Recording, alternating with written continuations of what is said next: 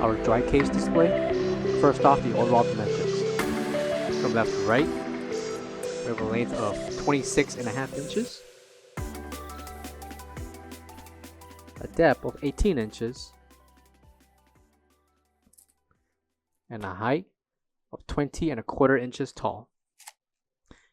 Coming to the back of the case, we have our top, bottom swing doors, top and bottom shelves, with each shelf measuring 24 inches in length.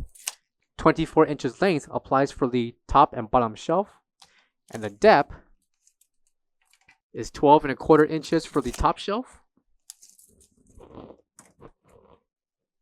and 15.25 inches for the bottom shelf. LED strips located on the inside of the display case, one in the roof and one in the bottom of the shelf. A power switch along with the 110, 120 voltage plug. Coming to the left will be your ETL certification sticker along with the electricity information for this display case.